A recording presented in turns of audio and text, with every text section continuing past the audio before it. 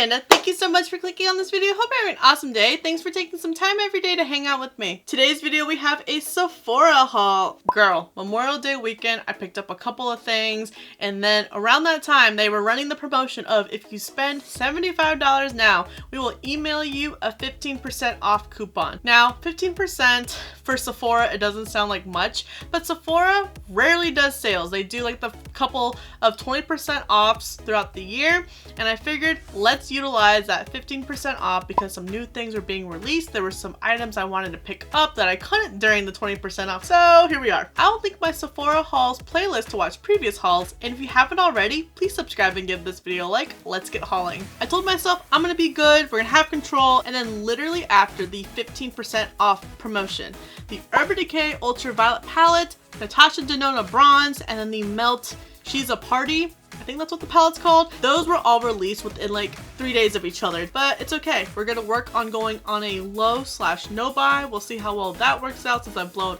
all the ones I've already done. The best low/no buy that I didn't even plan, and that was at the beginning of quarantine and lockdown. I really didn't buy anything like makeup or clothes for like 2 to 3 months. And then when we all pretended that it just magically went away, brands started releasing more, and here we are. I have a mixture of everything right now. First item is the Briogeo Be Kind Avocado and Kiwi Mega Moisture Superfood Mask. I kind of fell into peer pressure buying this. I currently have in my shower the Briogeo Superfoods Banana Shampoo and Conditioner Duo.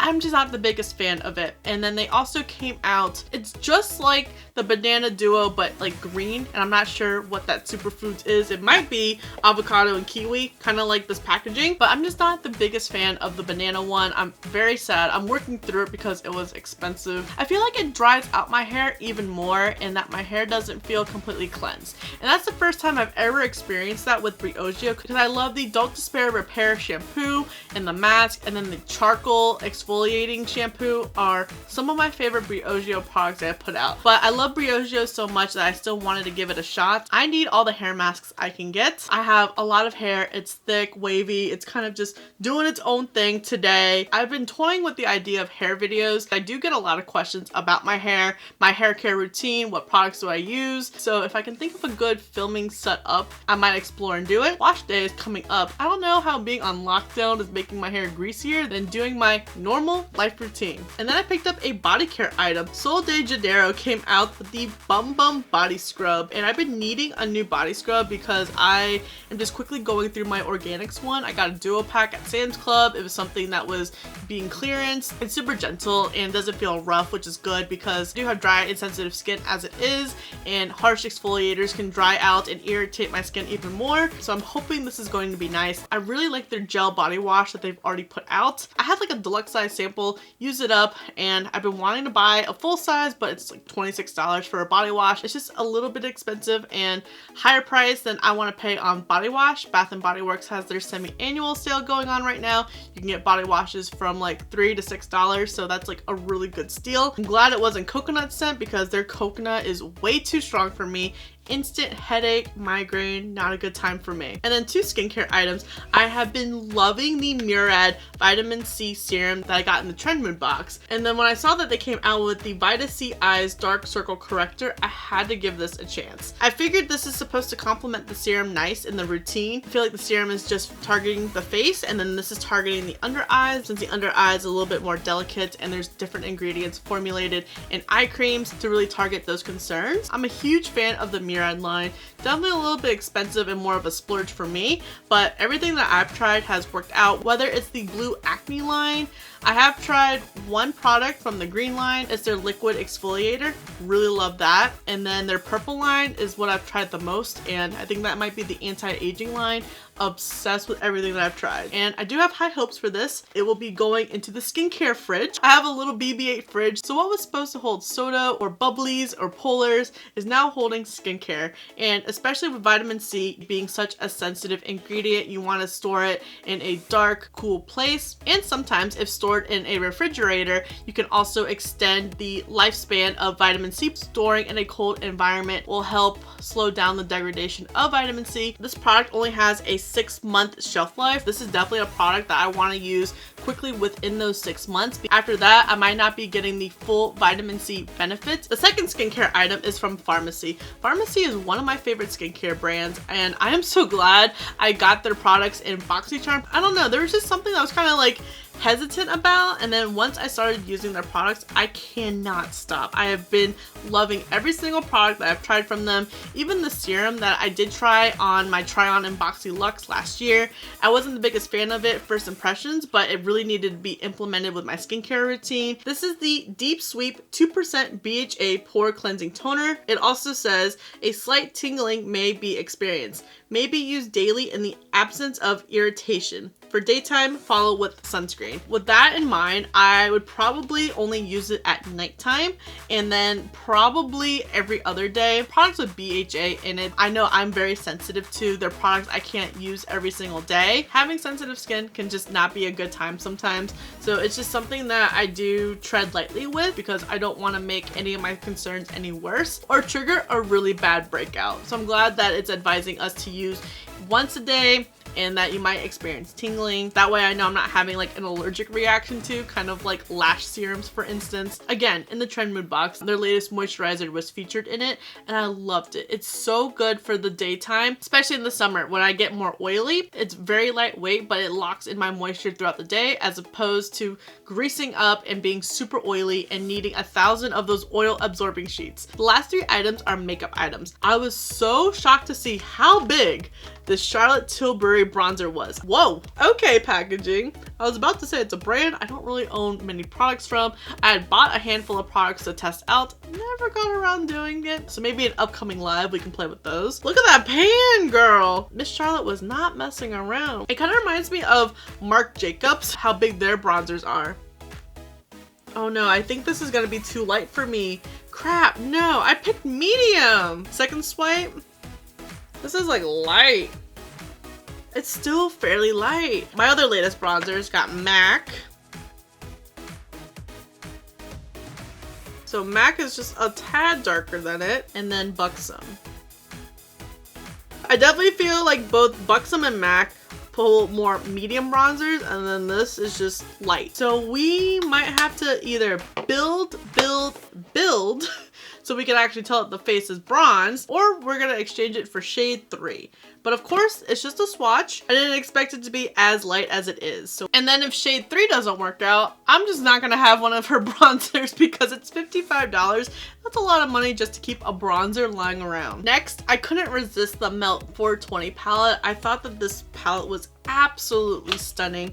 I hope it works out. I've noticed that Melt can be very hit or miss. Like the Millennial Pinks, huge miss. Myrte, big hit. Oh wow, it's even trippy packaging. Wow, dude. So cool. Oh wow, it's all matte? I had no idea. Oh wait, no, there's one shimmer. These 2 items right here, it's a good example of why shopping online can be difficult. The screen can definitely skew some things. How light or dark the bronzer is gonna be, and if there's only going to be one shimmer. But let's swatch and see, because I don't have the Gemini or the Smoke Show palettes. I felt like looking at those palettes, they all looked a little bit different, kind of similar to each other, but could also complement each other very well. Shotgun, Faded, Chronic. Ooh, bitch, those are swatching nice. I hope that this is a good sign that they're gonna blend out really nice and still be pigmented on the eyes. Roll It, Dank, Blunt. Woo! Those are stunning. I'm obsessed. I know, Melt is a little bit pricey because you only get 10 shades in this palette and it's almost 60 bucks. I just love how grungy this all is. Shatter, Wax, Full Melt, Hash. And this is the entire palette swatched. I really like it. I'm not the biggest fan of this shimmer. It seems very light, more like a topper shade, and it reminds me of Millennial Pinks. But the matte I am really digging, especially this part of the palette and that yellow. I have been loving yellows lately. It's a shade that I don't really go for, except for the inner corners, but a good matte yellow that can blend out with some of like these green shades. Ooh, I can see so many looks right now concocting in my brain. I hope it works out for me. I really like that color story. It makes me want to get Gemini and Smoke Show. That way they can all be paired together. And then the last product, I know I am weak as hell, but I have the other 3 Norvina palettes. I might as well pick up sister number 4. Just got into a fight with my overhead light. Something had shifted when I was moving the trash bag, and then it started falling over. I'm just like, what is happening right now? Clearly it did not want me to do swatches, but you know what? We're gonna do some swatches. It's just so beautiful. I love purples and pinks so much. I still don't understand this pop of yellow, but you know what? Honey will make it work. The sabotaging thumb is so excited to be part of the swatches. I really liked how A1 and A2 felt. They almost felt a little bit wet compared to A5. Just throwing that out there before I forget. A1, A2, A3, A4, A5.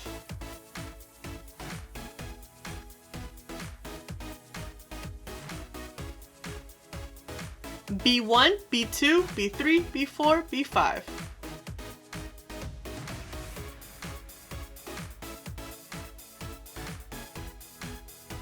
C1, C2, C3, C4, C5. Slightly triggered because all I'm thinking of is carbon 1, carbon 2, carbon 3. You get it. Hashtag chemistry problems. And these are the first 3 rows swatched. I really like how everything's swatched, but I do feel like A5, B1, and C1 are very similar to each other on the swatch. Ooh, yeah. I had envisioned staining, especially from shade C2 and A3. D1, D2, D3, D4, D5. D2 looks a little weird. Let's... it made it worse. Uh-oh. Very nervous how this shade's gonna turn out now. It's the only matte that has looked chalky so far. But I know yellows can be kind of hard to formulate, but then why add it? Ooh, we got some glitters. That's new. From our other palettes. E1, E2, E3, E4, E5. Now I got work terms. Evaluation 1, evaluation 2. Those are like the best swatching glitters I've seen. Slightly triggered about glitters, and I say it all the time because it was proof in my ColourPop Mulan review that we had some eye irritation on the spot. And these are the last 2 rows of the palette swatched. Now I still haven't played with Norvina 1, but out of Norvina's 2 and 3, I really liked how this one swatched. Norvina 2 was okay. I did run into some issues with some of the mattes, but I really like Norvina 3 the most, so I'm very excited to see how this one compares. I hope you guys enjoyed this Sephora haul. I would love to know if you guys got the same 15% off coupon, and if you redeemed it, what did you pick up? Do you have any of these items that I picked up? And if so, how did they work out for you? Or are these on your wish list? What are some products that you're eyeing on Sephora's website right now? I'm trying to be good. I have this bad habit where I log into Ulta and Sephora once a day and clicking on their new arrivals page to browse what's new. I need to stop doing that because it gets me in trouble. And if you have hauled anything recently from Sephora, let me know in the comments below what you picked up. Thank you so much for watching. I really hope you enjoyed this video. Don't forget to subscribe before you leave, and if you don't, I appreciate your view anyways, and I'll see you in the next video.